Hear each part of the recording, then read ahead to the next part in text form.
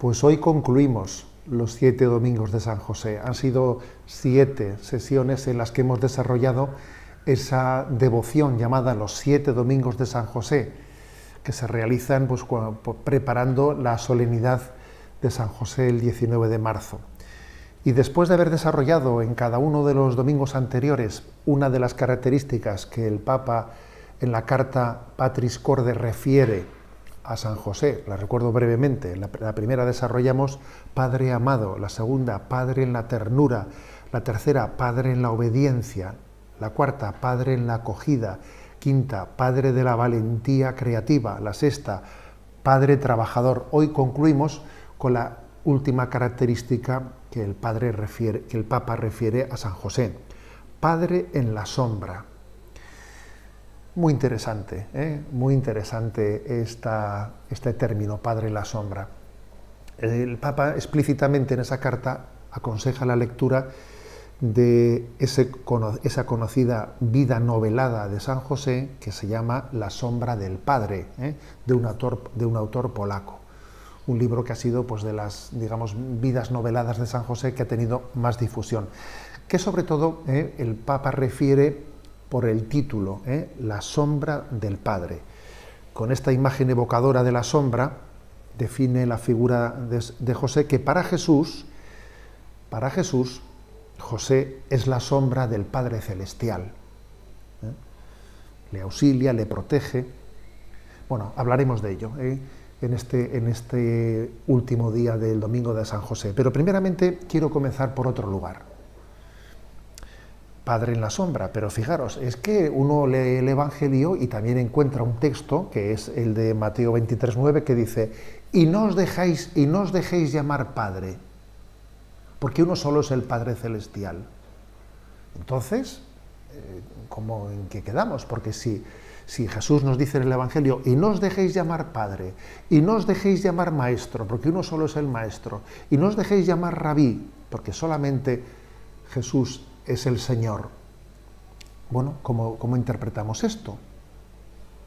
La Iglesia no lo ha interpretado literalmente, porque de hecho llamamos Padre, ¿no? Incluso a los sacerdotes se les llama Padre. La Iglesia no ha hecho una lectura en la literalidad de ese pasaje evangélico, como tampoco de otros. Por ejemplo, cuando en Mateo 9 dice Jesús, si tu mano te hace caer, córtatela, que más te vale entrar manco al reino de los cielos, si tu ojo te hace caer, sácatelo. Hombre, la Iglesia no ha hecho una interpretación de un texto como ese aconsejando las amputaciones, como os podéis imaginar. No, lo ha interpretado en el sentido de la importancia de cortar con las tentaciones y de tener radicalidad evangélica. Algo así también ha ocurrido con ese texto de no os dejéis llamar Padre. Sí, existe una paternidad. Necesitamos de la paternidad, y no solo de la paternidad de Dios, sino necesitamos que esa paternidad de Dios esté reflejada en padres en torno a nosotros, en imágenes de la paternidad, que son como la sombra del Padre Celestial. El mundo tiene un problema de orfandad. Necesitamos paternidad, necesitamos padres. En la sociedad de nuestro tiempo se percibe en gran medida esa orfandad moral. La carencia de padre es muy notoria. De esto tuvimos ocasión de hablar cuando en uno de los, en concreto en el segundo domingo de San José, hablamos de Padre en la ternura, la necesidad tan grande que existe, cuántas heridas psicológicas hay por falta de haber tenido una referencia de un padre que nos dé ternura. Pero además también esa paternidad se necesita en un sentido espiritual. El propio San Pablo dice, podrán tener 10.000 instructores, pero padres no tienen muchos. Necesitan padres espirituales. Por ejemplo, él dice, ¿no? Pues a los Gálatas dice, fui yo quien os engendré para Cristo, y he sufrido como dolores de parto para daros a luz. O sea, existe una paternidad espiritual también, engendrando para Cristo a las almas. O por ejemplo, cuando dice Jesús, nos sintió lástima porque estaban como ovejas sin pastor, se daba cuenta que necesitaban una paternidad. El mundo, por lo tanto, necesita esa paternidad. Ahora bien, ojo, necesita padres sí, pero amos no, ¿eh? Ya me entendéis esa diferenciación.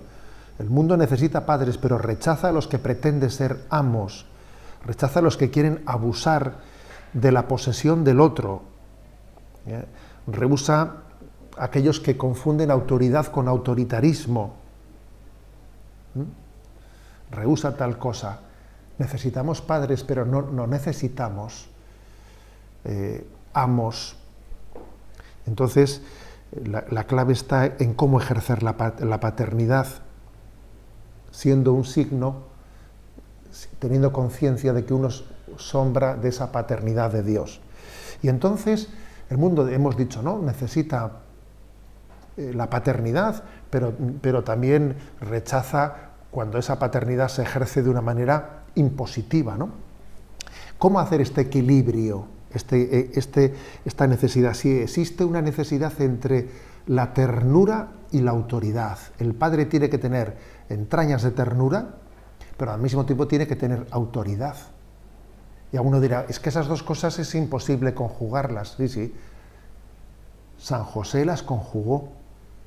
San José era un padre de ternura y fue un padre que tenía autoridad, porque era la sombra de Dios Padre. Dios Padre es tierno y tiene autoridad.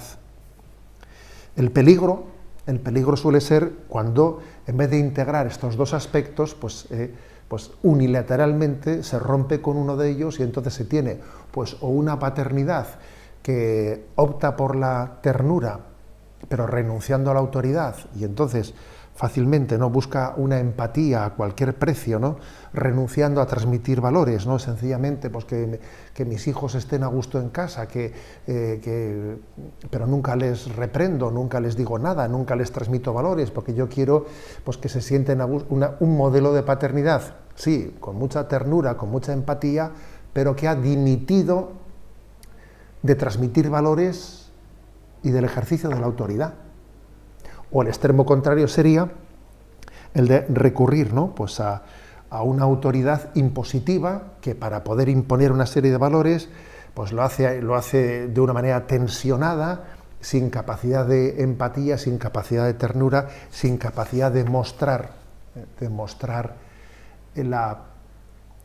la ternura que se esconde, que se integra con esa autoridad, y que esa autoridad se está ejerciendo desde el amor. Por eso es muy importante que en San José veamos ese modelo de ternura y de autoridad integrados. Mirad este gráfico que exponemos en este momento. En este pequeño cuadro se quiere mostrar los distintos modelos de paternidad que existen, dependiendo que se integren adecuadamente esa ternura y esa autoridad. Como veis en ese cuadro, en el que hay dos parámetros, ¿no?, el de ternura y el de autoridad. Si se ejerce la ternura y al mismo tiempo también se ejerce la autoridad, ambas dos, pues eso concluye en una paternidad equilibrada, en la que hay ternura y hay autoridad. Ahora bien, como veis en ese cuadro, si no hay ternura y sí hay autoridad, entonces es una paternidad represiva, ¿no?, que difícilmente será capaz de transmitir un bien, porque no ha habido ternura en la transmisión. Si por el contrario, sí existe esa ternura, pero no existe autoridad, entonces es un modelo de paternidad permisiva, a la que antes me he referido, ¿no?, en la que pues todo se permite, todo nos lo consentimos, supuestamente hemos dicho que lo principal pues es que se sienta uno querido, pero hemos desligado eso de la transmisión de la verdad. Y incluso ocurre también que a veces ni existe ternura ni existe autoridad, que es el modelo de la paternidad caótica, cuando en realidad ni hay ternura ni hay autoridad. Y estamos viendo también muchas veces que esa paternidad caótica propia de una familia desestructurada se extiende, ¿no?, se está extendiendo en nuestra sociedad. Por lo tanto, y viniendo de ese esquema o de esa ventana que os he presentado a a la reflexión que estábamos llevando adelante, vemos que San José integra esa ternura y esa autoridad. ¿Por qué? Porque es la sombra del Padre. A veces la palabra ser la sombra, a veces el término de ser la sombra o estar en la sombra lo hemos entendido en otro sentido. San José está en la sombra en el sentido de que es muy humilde, no tiene afán de protagonismo, entonces está más bien en un rincón calladito y sin tener ningún tipo de protagonismo, ¿no? Y yo creo que esa imagen no es cierta. San José no está en la sombra en ese sentido, aunque es verdad que sí está en la sombra en el sentido de que es humilde, pero no en el sentido de que no ejerza de padre, sino más bien el término estar en la sombra hay que entenderlo no en un sentido de que no se le vea, sino ser la sombra del Padre, como dice el título de ese libro que antes hemos recibido, ¿no? La sombra del Padre. Es decir, que en él se hace presente una paternidad, en la paternidad visible de San José se hace patente, se hace visible algo invisible, que es la paternidad de Dios, del Padre Celestial. Él encarna, pues, ¿no?, esa ternura infinita y esa autoridad infinita de Dios Padre. La ternura de Dios Padre es infinita, la autoridad de Dios Padre es infinita.